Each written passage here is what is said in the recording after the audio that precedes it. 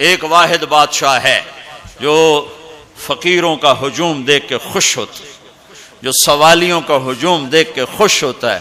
باقی جتنے ہیں وہ سوالیوں کو دیکھ کے ڈانٹتے بھی ہیں، بھاگتے بھی ہیں، دروازے بھی بند کرتے ہیں. ایک اللہ ہے، عجب صفت ہے، مانگو تو خوش ہوتا ہے، نہ مانگو تو ناراض ہو جاتا ہے. مانگتے کیوں نہیں؟ سب سے آخری جنتی کو اللہ تعالیٰ بڑے مزے سے نکالے گا جنت. اسے ایک اعلیٰ درجہ دینا ہے جو اس کا سٹیٹس ہے، سب سے آخری جنت. تو اس کو اللہ تعالیٰ جہنم پر لائے گا، پیچھے کمر جلے گی، آگے جسم محفوظ. تو اس کے دل میں اللہ سوال پیدا کرے گا کہ یا اللہ کہ مجھے جہنم سے تھوڑا باہر نکال دے، تیری بڑی مہربانی. تو اللہ کہے گا اور کچھ پھر مانگو گے؟ کہنے بالکل نہیں مانگتا ہوں. تو اللہ اس کو جہنم سے باہر نکال دے. تو آگے تھوڑی سی جنت دکھا دے. اب آدمی کی حرص و ہوس تو ختم ہو نہیں سکتی. تھوڑی دیر بعد کہے گا یا اللہ وہ چھوٹی سی جنت مجھے دے دے، تیری بڑی مہربانی. تو اللہ کہے گا پھر اور تو نہیں مانگے گا؟ کہنے بالکل تیری عزت کی قسم نہیں مانگتا ہوں. تو اللہ وہاں پہنچا دے. تھوڑی دیر کے بعد ایک اور اس کو درجہ دکھا دے. جب ادھر دیکھے گا پہلے آدمی پیدل اور کہتے اللہ سائیکل ہی دے دے. جب سائیکل آ جاتا ہے پھر کہتا ہے اللہ موٹر سائیکل دے دے. جب موٹر سائیکل آ جاتا ہے پھر کہتا ہے اللہ گڈی دے دے چاہے سزوکی کیوں نہ ہوئے. جب سزوکی آ جاتی پھر یا اللہ ٹوٹا ہی دے دے. تو آدمی کا حرص آگے آگے جاتا ہے. تو تھوڑی دیر تک تو دیکھتا رہے گا، پھر چپ رہے، پھر کہے گا جی اللہ یہ مجھے درجہ دے دے، تیری بڑی مہربانی. تو اللہ فرمائیں گے پھر آگے تو نہیں مانگو گے؟ نہیں تیری عزت کی قسم آگے نہیں مانگتی. تو اللہ وہاں پہنچا دے گا. پھر اس کا اصلی مقام اس کو ظاہر کرے گا جہاں اس نے جانا ہے. وہ آخری جنتی، میرے نبی نے فرمایا میں آنکھوں سے دیکھ رہا ہوں، جہنم سے نکل رہا ہے اور جنت میں جا رہا ہے. اس کا نام ہوگا جوہینہ. میرے نبی نے بتایا اس کا قبیلہ ہوگا جوہینہ، عرب قبیلہ ہے، عرب. اور جب وہ اس کو وہ آخری جنتی، اس کو اس دنیا سے 10 گنا بڑی جنت اللہ عطا فرمائے گا، اس زمین سے 10 گنا بڑی. تو اللہ یوں دکھائے گا. تو اب وہ اس کو دیکھے گا تو اب جو نظر آ رہا ہے وہ حقیر ہو جائے گا. تو پھر اس کو سوچ آئے گی جو ہن منگے آتا کہ دیں ریورس گیئر نہ لگ جائے، دوبارہ پیچھے دوزخ کی واپسی نہ ہو جائے. تو لہذا چپ، اندر میں ابال اٹھ رہے ہیں کہ مانگوں، اور ڈر لگ رہا ہے کہ اتنی دفعہ قسمیں کھائیں توڑ دیں، قسمیں کھائیں توڑ دیں. تو کہیں اللہ تعالیٰ کہ چل بہنوں واپس کر دو. تو لہذا چپ کر کے بیٹھو. اللہ تو اندر کا بھیج جانتا ہے. ہائے ہائے. تھوڑی دیر کے بعد اللہ کہے گا مانگتے کیوں نہیں ہو؟ مانگتے کیوں نہیں؟ کہے گا یا اللہ سألتک حتی استحییت وحلفت فیک حتی استحییت. یا اللہ میں نے اتنا مانگا کہ اب مانگتے شرم آتی ہے، اور اتنی دفعہ قسمیں توڑی ہیں کہ اب قسم توڑتے ہوئے شرم آتی ہے. تو اللہ تعالیٰ فرمائیں گے واہ واہ تو نے مجھے لگتا ہے سمجھائی نہیں. اچھا اگر میں تمہیں دنیا سے 10 گنا بڑی جنت دے دوں تو راضی ہے؟ تو کہے گا یا اللہ رب ہو کے مذاق تو نہ کر میرے ساتھ. تو اللہ تعالیٰ فرمائے کہ مذاق نہیں کر رہا ہوں، چل تیرے لیے دروازے کھل گئے ہیں. تو اللہ واحد شہنشاہ ہے، مانگو تو خوش ہوتا، نہ مانگو تو ناراض ہوتا، اور جتنا مانگو اتنا خوش ہوتا. بعض لوگ اشکال کرتے ہیں کہ یہ اتنے نیک آدمی ہیں، یہ دعائیں مانگ مانگ کے تھک گئے، ان کی قبول ہی نہیں ہو رہی، اور یہ فلاں آدمی ایسا ہے کہ وہ ایک کام سیدھا نہیں دعا کرتا ہے قبول ہو جاتی.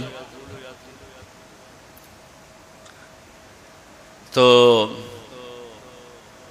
میرے نبی نے فرمایا کہ ایک اللہ کے تعلق والا بندہ یا بندی اپنی ضرورت میں اٹکا ہوا ہے اور اللہ سے مانگ رہا ہے اور رو رہا ہے، اوپر سے دروازہ نہیں کھل رہا ہے، کہتا پتہ نہیں کیا ناراضگی ہو گئی ہے. حتیٰ کہ فرشتے سفارش کرتے ہیں کہ یا اللہ یہ اتنے دیر سے بیچاری رو رہی ہے، یہ اتنے دیر سے رو رہا ہے، یا اللہ اس کا کام کر دے. تو اللہ تعالیٰ فرماتے احب ان اسمع حنینہ، مجھے اس کا رونا بڑا پیارا لگ رہا ہے، میں چاہتا ہوں کچھ اور رو لے. دے دیا تو پھر کہیں رونا، لہذا میں چاہتا ہوں تھوڑا یہ رو لے، اس لیے لیٹ ہو رہا ہے، اس لیے لیٹ نہیں ہو رہا کہ میں ناراض ہوں. تو اللہ تعالیٰ کے مختلف اپنے بندوں کے ساتھ معاملات ہیں. تو حج میرے بھائیو بہن، وَلِلَّهِ عَلَى النَّاسِ حِجُّ الْبَيْتِ مَنِ اسْتَطَاعَ إِلَيْهِ سَبِيلًا. آؤ بھائی آؤ، اپنے رب کی ملاقات کے لیے آؤ، سارے آؤ، ایمان لے کر آؤ، کافر کلمہ پڑھ لو اور کلمے والے تیاری کر لو۔ پھر آگے نرمی کر دی، اچھا بھائی جو آ سکتا ہے وہ تو ضرور آئے۔ اس پیشکش میں اتنی محبت تھی کہ سننے والے کو یہ شک پڑ سکتا تھا کہ لگتا ہے اللہ کو ہمارے حج کی ضرورت پڑ گئی ہے، تو پھر ومن کفرا، نہیں آؤ گے نا، یہاں کفر سے مراد کافر ہونا نہیں، ومن کفرا، جو حج پہ نہیں آتا فإن اللہ لغنی عن العالمین، تو مجھے صرف تمہاری نہیں، مجھے تو کل کائنات کی پرواہ کوئی نہیں، تم نہیں آؤ گے تو کیا ہو جائے گا۔ تو آخر میں اپنی ذات کو صاف کیا ہے اور شروع میں اپنی محبت کا اظہار کیا ہے۔ تو بھائی بہنوں یہ نیت کر کے جاؤ کہ واپس والی زندگی وہ نہیں ہوگی جو پہلے تھی، وہ نہیں ہوگی جو پہلے تھی۔ تو اللہ کی ملاقات اس طرح ہو کہ ماضی اور حال اور ہو جائیں اور مستقبل اور ہو جائے، تو گویا ہم اللہ کی بارگاہ میں اپنی مہر لگوا کے آ گئے۔ یہ اسلام کا عبادت کا پہلو ہے۔ یہ عبادت کا پہلو اس وقت مکمل ہوگا جب اس کے ساتھ اخلاق کا پہلو جڑے گا، وہ ہے لوگوں کے حقوق ادا کرنا۔ سب سے انشاءاللہ وہ میں اللہ کے نبی کا خطبہ پڑھ کے سناؤں گا عرفات میں۔ 3 دن آپ نے تقریر فرمائی، تینوں دن ایک ہی جگہ سے بیان شروع کیا، لوگوں تمہاری عزتیں، تمہارے جان، تمہارے مال ایک دوسرے کے لیے حرام ہو گئے، کسی کی عزت پہ، کسی کے مال پہ، کسی کی جان پہ ہاتھ نہ ڈالنا۔ اور آخری جملہ ہے لا ترجعوا بعدی کفارا یضرب بعضکم رقاب بعض، دیکھو میرے بعد کافر نہ ہو جانا کہ ایک دوسرے کے گلے کاٹتے پھر رہے ہو، ایک دوسرے کے گلے کاٹتے پھرنا گویا میرے نبی کی نظر میں کافر ہو جانا ہے۔ یہ آخری جملہ تھا۔ اور پھر ایک اور آخر لا تسودوا وجہی یوم القیامہ، دیکھو مجھے قیامت کا دن تمہاری وجہ سے شرمندہ نہ ہونا پڑے، مجھے شرمندہ ہونے سے بچانا۔ یہ آپ کے خطبات کے آخری الفاظ ہیں۔ تو ایک تو اس کی تفصیل حج کیسے کرنا، وہ کتابیں موجود ہیں، سارے کو چھوٹے چھوٹے پمفلٹ موجود ہیں، آپ آسانی سے اس کو فالو کر سکتے ہیں۔ اور اگر اس میں کوئی اونچ نیچ ہو جاتی ہے تو مینا بکروں سے بھرا پڑا، 1 بکرا دے دو، 2 دے دو، 4 دے دو، 5 دے دو، جتنے مرضی دے دو، وہ ہو جائے گا۔ تو جب تم اتنے پیسے خرچ کر کے جا رہے ہو تو میرے نبی سے پوچھا گیا یا رسول اللہ سب سے بہترین حج کیا ہے؟ الحج والثج، سب سے بہترین حج ہے لبیک کہنا زور زور سے اور قربانی کرنا اپنی وسعت کے حساب سے، خون بہانا، قربانی کرنا۔ ہمارے نبی اگر اپنی طرف سے قربانی کرتے تو 1 بکرا ذبح کر دیتے، 1 دمبا ذبح کر دیتے، 1 مینڈا چھترا۔ ساری زندگی ہمارے نبی عید قربان پر 2 قربانیاں کرتے تھے، 2 چھترے،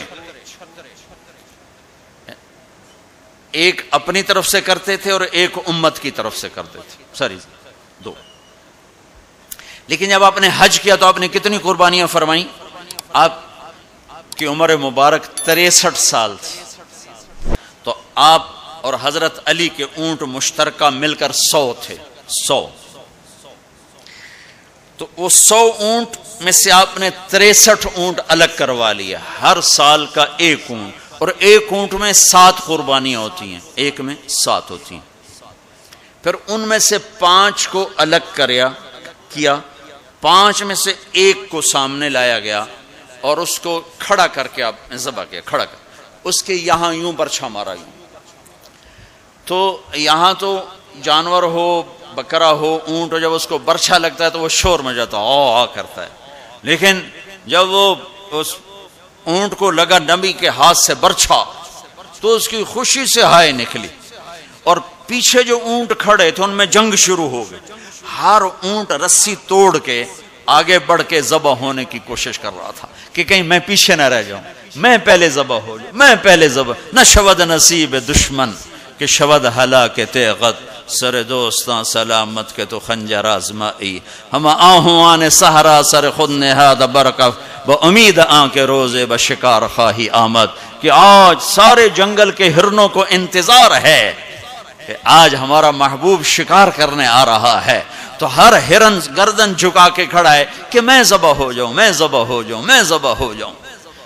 تو یہ شعر میرے نبی پہ فٹ آتا ہے کہ سارے اونٹوں میں جنگ شروع ہو گئی اور ہر ایک کا زور تھا میں ذبح ہو جاؤں میں ذبح ہو جاؤں. آپ نے 63 اونٹ ذبح فرمائے اور برشا پھینک دیا اور اپنی بیویوں کا حصہ اس میں نہیں رکھا. بیویوں کے لیے الگ قربانی کی, بیویوں بیگمات کے لیے الگ قربانی کی اور اپنے 63 اور 7 ہر اونٹ میں. اور پھر یہاں تک فرمایا کہ علی جو گوشت بنائے اس کو مزدوری گوشت میں سے نہیں دینی, میں الگ سے دوں گا, اس کا ہر ٹکڑا اللہ کے نام پہ جانا چاہیے. گوشت میں سے مزدوری بھی نہیں دی, الگ سے مزدوری دی. اور پھر فرمایا کہ آؤ بھائی جو لے جانا چاہتا ہے لے جائے. پھر فرمایا حضرت علی سے کہا ایک ایک بوٹی سارے اونٹوں سے لے لو اور ایک دیگ چڑھا دو. تو وہ ایک ایک بوٹی سارے اونٹوں سے لے کر دیگ چڑھائی. پھر آپ نے اس کے پکنے کا انتظار کیا. جب وہ تیار ہو گئی تو پھر آپ نے, حضرت علی نے, چند اور صحابہ نے مل کر اس کا گوشت کھایا, شوربہ پیا اور پھر اس کے بعد آپ طواف زیارت کے لیے تشریف لے گئے.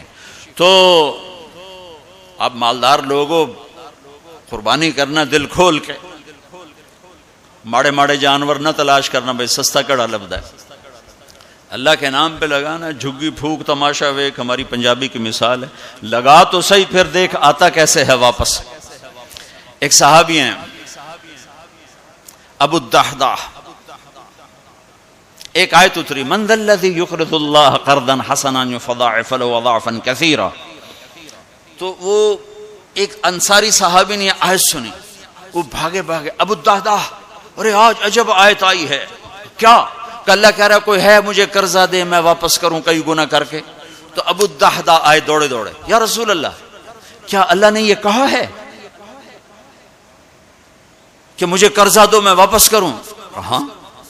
کہا یا رسول اللہ اللہ کو کیا ضرورت قرضہ مانگنے کی؟ کہ اللہ چاہتا ہے کہ اس کے بدلے اللہ تمہیں جنت دے.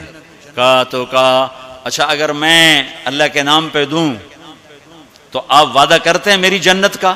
ہاں وعدہ. کہ میری بیوی کی جنت کا؟ کہاں وعدہ. کہ میرے بچوں کی جنت کا؟ کہا ابو دحداح تو زیادہ ہی مانگتا جا رہا ہے پر تیرے بچوں کا بھی. کہا یا رسول اللہ ہاتھ بڑھائیں, میرے 2 باغ ہیں دونوں اللہ کے نام پہ صدقہ.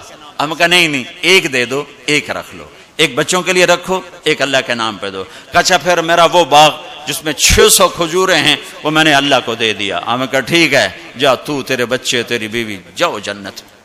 انہوں نے وہاں سے دوڑ لگائی اور باغ میں نہیں گئے, باہر کھڑے ہو گئے کہ کہیں اندر جا کے نیت نہ بدل جائے. جیسے یعنی لوگ سودے سے پھرتے ہیں, دوڑم سارے لٹو بنے ہوئے, 4 پیسے اوپر گیا سودے سے پھر گئے, 4 پیسے نیچے گیا سودے سے پھر گئے. جیسے ایمان اور زبان کا بول کوئی چیز ہی نہیں. پیسہ ہی خدا بناؤں بھائی, پیسے کے پیچھے ہی ایمان بھی بک رہا ہے, عزت بھی بک رہی ہے, غیرت بھی بک رہی ہے. میرے نبی نے فرمایا میرا امتی ہر گناہ کر سکتا ہے, ایک جھوٹ نہیں بول سکتا, ایک دھوکہ نہیں دے سکتا. سارا کراچی جھوٹ اور دھوکے کا. کراچی نہیں, میرا ملتان لے لو, لاہور, سندھ, بلوچستان لے لو, سرحد لے لو, جھوٹ جھوٹ جھوٹ, دھوکہ دھوکہ دھوکہ. میرا امتی ہر گناہ کر سکتا ہے, جھوٹ نہیں بول سکتا, دھوکہ نہیں دے سکتا. ساری تجارت سارا سب کچھ اس پہ آ چکا. تو آپ باہر کھڑے ہو گئے, کہنے گئے امت دہدا بیوی کو بلایا. کہا کیا ہوا؟ کہ باہر آؤ باہر آؤ باہر آؤ. کیوں؟ کہ باغ اللہ کو دے دیا. اچھا اس کے بدلے میں تیری میری بچوں کی جنت پکی ہو گئی. ان کا ربح البیع, مبارک ہو مبارک ہو, بڑا اچھا سودا کیا, بڑا اچھا سودا کیا, بڑا اچھا سودا کیا.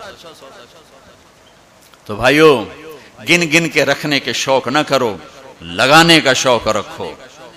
اپنے اوپر بھی لگاؤ, اللہ روکتا نہیں. کماؤ حلال, حرام نہ ہو, جھوٹ نہ ہو, سود نہ ہو, خیانت نہ ہو, جوا نہ ہو, سٹا نہ ہو, ذخیرہ اندوزی نہ ہو. تم سارے تاجر, کراچی کے نہیں پورے پاکستان کے تاجر عبد الرحمن بن عوف کی جیب میں آ جاؤ گے. جیب میں عبد الرحمن بن عوف رضی اللہ عنہ جو 10 بڑے صحابہ میں ایک, آپ نے کہا ابو بکر جنتی, عمر جنتی, عثمان جنتی, علی جنتی, زبیر جنتی, طلحہ جنتی, سعد بن ابی وقاص جنتی, عبد الرحمن بن عوف جنتی, عبد الرحمن بن عوف, ابو عبیدہ بن جراح جنتی, سعید بن زید جنتی. یہ 10 ٹاپ 10 صحابہ ہیں، ان میں ایک عبد الرحمن ہے۔ جب ان کا انتقال ہوا تو 3 ارب 10 کروڑ 20 لاکھ دینار، اے کاغذ دے نوٹ نہیں، تو انہوں کہ میں بے وقوف بنا چھڑا سارے نے، کاغذ چاہ کر ٹورے ودن، کوئی سیٹ صاحب، کوئی میاں صاحب، کوئی شیخ صاحب، وہ نیرا کاغذ ہی کاغذ، انہوں کاغذ بھی واپس لے کے پلاسٹک دے چھڑے ہے، کارڈ ہے جی کارڈ۔ مطلب ہم کیسے بدھو بنے ہیں، کیسے بدھو بنے؟ ارے دولت سونے اور چاندی کا نام ہے، یہ کاغذ پہ ڈالر باڑے چلے جاؤ، ڈالر بھی لے لو، پاؤنڈ بھی لے لو، جو جتنے مرضی باڑے چو لے لو۔ تمہیں بے وقوف بنایا ہے دنیا کے بنیوں نے، تمہیں کاغذ پکڑا دیے، تم سے جائیدادیں لے لی، اور پھر کاغذ بھی واپس لے کر تمہیں کارڈ پکڑا دیے۔ وہ فن لینڈ سے واپسی ہو رہی تھی تو وہ ہمیں بڑا کمرہ چاہیے تھا، وہ کمرہ چھوٹا تھا، وہ کروز تھا، یہ جو بڑے بڑے بحری جہاز چلتے، تو ہمیں کمرہ چھوٹا ملا۔ تو میں نے کہا یار کوئی بڑا کمرہ، تو ہماری جماعت بڑی ہے تو کوئی بیٹھنے کی ہو، کوئی سونے کی ہو، تو ہم وہاں گئے کاؤنٹر پر، تو اس نے کہا جی آپ 2500 کراؤن دے دیں تو ہم آپ کو کمرہ دے دیتے۔ ہم نے کہا لے لو، کہ نہیں ہم پیسے نہیں لیتے۔ کیا لیتے ہیں؟ کارڈ۔ وہ کہا بھئی پیسے تو زیادہ، نہیں کارڈ لیں گے۔ اب ہمارے تو پاس کارڈ نہیں تھے، تو سویڈن کا ایک ساتھی ہمارے ساتھ تھا، تو اس نے اپنا کارڈ دیا، تو انہوں نے وہ اس کو کراس کیا، تو اس میں انہوں نے ہمیں بڑا کمرہ دے دیا۔ تو تمہیں تو پاگل بنا گیا بنیا، دنیا کا سب سے بڑا بنیا، تمہیں کاغذ دے کے تمہیں سیٹ صاحب بنا دیا، شیخ صاحب بنا دیا، پتہ نہیں کیا کچھ بنا دی۔ اور عبد الرحمن جو چھوڑ کے مر رہے ہیں وہ کاغذ نہیں، کاغذ نہیں، 3 ارب 10 کروڑ 20 لاکھ دینار۔ ایک دینار 4.5 ماشے کا ہوتا تھا، اور ایک ماشا میں نے سنار سے پوچھا کتنے کا ہوتا ہے، انہوں نے کہا 5000 روپے کا ماشا چل رہا ہے۔ اب اس کو تم ضرب تقسیم کر کے دیکھ لو کہ عبد الرحمن کتنا چھوڑ کے دنیا سے تشریف لے گئے تھے۔ ہم نے کہا عبد الرحمن تاجر الرحمن، عبد الرحمن یہ رحمان کا تاجر ہے، رحمان کا تاجر ہے۔ اتنی بڑی تجارت کی کہ میری تجارت کے 4 اصول تھے، آپ میں تاجر بھی ہوں گے بڑے بڑے، میری تجارت کے 4 اصول رہے۔ کبھی ادھار نہیں خریدا، نمبر 1۔ تمہاری ساری مارکیٹ نکل گئی، اس پہلی شرط ہی ساری مارکیٹ آؤٹ ہو گئی۔ کبھی ادھار نہیں بیچا، جڑے 2-4 رہ گئے وہ بھی بچوں نکل گئے۔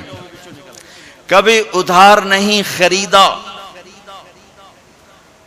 کبھی ادھار نہیں بیچا۔ جس نے ادھار خریدا بھی ہو اور ادھار بیچا بھی ہو، ان کا دی رات نیند آ سکتی؟ لین والے سر تے چڑھے ہوں، دیون والے لکے ہوئے ہیں، کدے جاوے؟ نہ بیوی اچھی لگے نہ بچے اچھے لگے۔ تو جس نے نقد خریدا نقد بیچا ہو تو آرام نال ستا بوجھے پیسے بوجھے چین کسے کو نہ لونا نہ دیونا۔ تو میں نے کبھی ادھار نہیں خریدا، میں نے کبھی ادھار نہیں بیچا، میں نے کبھی سٹاک نہیں کیا، میں نے زندگی بھر کبھی سٹاک نہیں کیا کہ بڑھ جائے پروفٹ تو پھر بیچوں، جب پروفٹ ملا فوراً بیچ دیا۔ میں نے کبھی سودے کا عیب نہیں چھپایا، میں نے کبھی سودے کا عیب نہیں چھپایا۔ میرا ایک عزیز کہنے لگا جی مجھے یہ کپڑا مارکیٹ فیصل آباد میں کسی تاجر سے میری بات کرا دے، میں ذرا کپڑے کا کام سیکھ لوں۔ میں نے ایک سے کہہ دیا، اس نے کہا جی بھیج دو۔ ہفتے بعد وہ بچہ واپس آیا، اس بچے کے 4 مہینے تبلیغ میں لگے ہوئے تھے۔ میں نے کہا واپس کیوں آ گئے ہیں؟ کہ جو تھے پہلا کام میں سکھائیں دن کہ عیب لکاونا کیویں، پہلے یہ سکھاتے ہیں کہ عیب چھپانا کیسے۔ میں کہا چنگا کیتا ہی واپس آ۔ تو عبد الرحمن جیسے تاجر بنو، ادھار نہیں، ادھار لینا منع نہیں ہے، ادھار دینا منع نہیں ہے، ہاں چین سکون کے لیے، تاکہ تو انہوں گولیاں نہ کھاونی اپن نیندرہ چڑیوں کتھے رہ گئی ہیں۔ ایک اربوں پتی آدمی کی بیگم کا فون ہے، مولانا میں دنیا کی بدقسمت ترین عورت ہوں۔ میں نے کہا کیا ہوا؟ ساری رات نیند نہیں آتی، ساری رات نیند نہیں آتی۔ اپنی تجارت میں کسی کا حق نہ مارو، کسی سے جھوٹ نہ بولو، وعدہ کر کے زبان سے نہ پھرو، وعدہ کر کے زبان سے نہ پھرو۔ اپنے سودے میں اپنے سودے میں کو ہیرا پھیری نہ کرو، اس میں کچھ مسئلہ تو بتاؤ۔ یہ ایک تاجر میرا یہ بیان سن رہا تھا، یہ گاڑیوں کا، پشاور کا تھا، بیان کہیں اور ہو رہا تھا۔ ہماری جماعت گئی پشاور، تو اس کا سب سے بڑا شو روم ہے پشاور میں، تو مجھے لے گیا، تو ایک گاڑی کھڑی تھی ٹویوٹا، کہنے لگا مولانا یہ گاڑی آپ کی وجہ سے 1 سال ہوا ہے نہیں بکی، میری وجہ سے، میں تو آج پہلی بار آیا کہ آپ کا بیان سنا تھا کہ سودے کا عیب بتاؤ، تو یہ گاڑی اتارتے ہوئے، نئی گاڑیاں بیچتا ہے، پرانی نئی گاڑی کا، بعضی گاڑیاں جب اتار رہے ہوتے ہیں تو کہیں نہ کہیں سے لگ جاتی ہیں، پھر ہم اس کو پینٹ پونٹ کر کے کہتے ہیں بالکل فریش ہے، تو یہ گاڑی لگ گئی تھی، تو اب جو آتا ہے میں اس کو بتاتا ہوں یہاں سے لگی تھی، ہم نے پینٹ کیا، کہتے چھوڑو سن ہور دے ہو، کہ 1 سال ہو گیا، میں کہا چل میں خریدار ہوں مجھے دے، کہ نہیں تیرے سے میں نہیں ڈالتا، تو ہماری جماعت وہیں تھی، 1 ہفتہ نہیں گزرا تھا کہ اس کا فون آیا کہ وہ میری گاڑی بک گئی۔ اتنا ہی اللہ دیکھتا ہے، تھوڑا سا دیکھتا ہے بھائی کچا ہے کہ پکا ہے، تو صرف حج کر کے گناہ نہ بخشواؤ، سچی تجارت کر کے گناہ بخشواؤ۔ میرے نبی کا فرمان ہے جو صبح سے شام تک بچوں کو حلال کمانے کے لیے تھکتا ہے اور تھک کے شام کو گھر جاتا ہے، اس کے اس دن کے سارے گناہ معاف ہو جاتے۔ تو بھائیو بہنوں، دین کا دوسرا حصہ ہے اللہ کے بندوں کے ساتھ حسن سلوک، ماں باپ کے ساتھ، بیوی کا خامند کے ساتھ، خامند کا بیوی کے ساتھ۔ اس زبان نے وہ آگ لگائی ہے کہ پوری دنیا میں جو آگ زبان نے لگائی ہے اتنی پیٹرول اور گیس سے بھی آگ نہیں لگتی۔ تو میں آپ سب سے اخلاق کے معاملے میں ایک بات، اس زبان کی حفاظت کرو، اس سے جھوٹ نکال دو، غیبت نکال دو، گالی نکال دو، دل آزاری نکال دو، دل شکنی نکال دو، جو کر جائیں سہ جاؤ، چپ کر جاؤ، پی جاؤ۔ میرے رب کی قسم، بڑے بڑے ولی ابدال تمہاری گرد کو نہیں پکڑ سکے، جس نے زبان کی حفاظت کی اسے کوئی پکڑ نہیں سکتا، وہ اتنی تیز رفتاری سے نکلے گا۔ تو یہ پوری زندگی میں نے بیان کی ہے مختصر وقت میں، صرف حج نہیں میرے سامنے موضوع، یہ ساری چیزیں ہماری زندگی کے ضروری فیکٹر ہیں، اور آخری جو میں اخلاق بتا رہا ہوں، حقوق العباد بتا رہا ہوں، یہ بڑا خوفناک چیپٹر ہے۔ اللہ سے معاملہ کچھ گنجائش ہے چونکہ اللہ سخی ہے، لیکن لوگوں سے معاملہ پڑا تو کم بڑا کھو جائے گا، اس لیے اللہ تعالیٰ فرمائے گا یہ معاف کرے تو میں کر دیتا ہوں، یہ نہ کرے تو میں نہیں کرتا، تو پھر کیا کریں؟ آپ نے فرمایا میری امت کا سب سے غریب آدمی کون ہے؟ کہا جی جس کے پاس پیسے نہ ہو، کا نہیں، میری امت کا غریب وہ ہے جو قیامت کے دن بڑے بڑے عمل لے کر آئے گا، حج، نماز، روزہ، زکوٰۃ، جہاد، تبلیغ، ذکر، تلاوت، پتہ نہیں کیا کچھ، لیکن حقوق العباد برباد کیے ہوں گے، کسی کو گالی دی، کسی کو تھپڑ مارا، کسی کی زمین دبائی، کسی کا گھر دبایا، کسی کے خلاف جھوٹا کیس کیا، جھوٹی گواہی دی، نوکر کو مارا، نوکرانی کو مارا، وہ سارے آ جائیں گے، یا اللہ ہمارا حق، کہہ کہ اتنی نمازیں دے دو، اتنے روزے دے دو، اتنے عمرے دے دو، اتنے حج دے دو، اتنا ذکر دے دو، اتنی تلاوت دے دو، وہ مائنس ہوتے ہوتے ہوتے ہوتے ہوتے وہ زیرو ہو جائے گا، ابھی حقدار باقی ہوں گے، تو پھر اللہ تعالیٰ فرمائے گا ان کے گناہ اس کے سر پہ ڈالو۔ ساری زندگی زنا نہیں کیا اور لوگوں کے زنا سر پہ پڑ رہے، ساری زندگی شراب نہیں پی، لوگوں کی شراب سر پہ پڑ رہے، ساری زندگی جوا نہیں کھیلا، لوگوں کے جوئے سر پہ پڑ رہے، اور آپ نے فرمایا کہ ساری زندگی کی عبادتیں کھو کر اور لوگوں کے گناہ سر پہ لے کر یہ جہنم میں جا کے گرے گا، یہ میری امت کا غریب ہے۔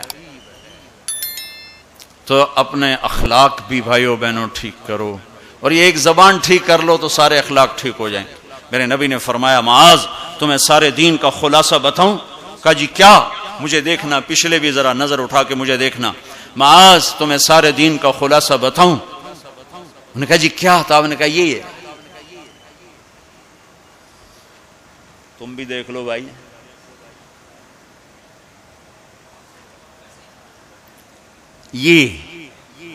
یہ قابو میں ہے، سارا دین میرے ہاتھ میں ہے، یہ قابو میں نہیں ہے تو ہر شے ہاتھ سے جا رہی ہے، جا رہی ہے، جا رہی ہے، جا رہی ہے۔ لہذا سہنا سیکھو، سہنا سیکھو۔ گھر ٹوٹ رہے ہیں، طلاقوں کی ریشو بڑھ رہی ہے کہ سہنا نہیں سکھایا ماں باپ نے، سہ جانا۔ ہیرا کوئلہ ہی تو ہوتا ہے، وہ ہیرا کیسے بن جاتا ہے؟ وہ سہتے سہتے سہتے سہتے جب حد کر دیتا ہے تو اللہ اسے ہیرا بنا کے ماتھے کا زیور بنا دیتا۔ تو سہنا سیکھو، برداشت کرنا سیکھو، اپنے بچوں کو سکھاؤ، خاص طور پر بیٹیوں کو سکھاؤ کہ ہمارا سسرال 100% ظالم معاشرہ ہے۔ میں بڑے درد سے یہ بات کہہ رہا ہوں کہ چاہے وہ دیندار لوگ ہیں چاہے دنیا دار لوگ ہیں، سسرال کا ظلم ایک عجب داستان۔ لوگ بھتہ خوری کو، ہاں بھتہ خوری ظلم ہے اور ڈاکہ ظلم ہے، قتل ظلم ہے، یہ جو ظاہری ظلم نظر آتے ہیں۔ ایک ظلم وہ ہے جو میں سنتا ہوں، جب کوئی آدمی دین میں شہرت کر لیتا تو پھر لوگوں اپنے مسائل، حضرت یہ ہو گیا کوئی بتا دیں، حضرت یہ ہو گیا کوئی بتا دیں، تو بچیوں کے آنسو اور ان کی ہچکیاں سن سن میرا تو کلیجہ ہی جل کے رہ گیا کہ جو سسرال میں ظلم ہو رہا ہے اسے کہاں سے تولو گے؟ ایک عورت جب ماں ہوتی ہے تو ایک سراپا رحمت ہوتی ہے، وہی عورت جب ساس بنتی ہے تو سر سے لے کر پاؤں تک وہ ایک آگ بن جاتی ہے، پتہ نہیں کیوں۔ تو اپنی بچیوں کو صبر سکھاؤ، یہ بھی سکھاؤ کہ بیٹی بس زبان بند رکھنا، سہ جانا، آہ نہ کر لبوں کو سی، عشق ہے دل لگی نہیں، سینے پہ تیر کھائے جا، آگے قدم بڑھائے جا۔ آگے بڑھنے کا راستہ ہے، زبان سیلو، لب سیلو، زبان تالو سے لگا لو اور لوگوں کے سہتے جاؤ سہتے جاؤ۔ میرے رب کی عزت کی قسم، عزتیں تمہارے غلام بن کر آئیں گی، اللہ کی رضا کا تاج تمہارے سر پہ سجایا جائے گا، عزت کے سہرے اللہ کا نبی تمہارے گلے میں ڈالے، تمہارے ماتھے کو روشن کیا جائے گا۔ سہنا سیکھو، سہنا سیکھو۔ بھائی بھائی سے ٹوٹا، میاں بیوی میں لڑائی، خاوند بیوی کی برداشت نہیں کرتا، بیوی خاوند کی برداشت نہیں کرتا، ماں باپ اولاد کی نہیں برداشت کرتا، اولاد ماں باپ کی نہیں برداشت کرتا۔ سہنا سیکھو۔ ہمارا سارا معاشرہ اس ایک میرے نبی کی سنت پہ عمل کر لے، برداشت کرنا، تو زندگی خوشحال ہو جائے گی، روشن ہو جائے گی۔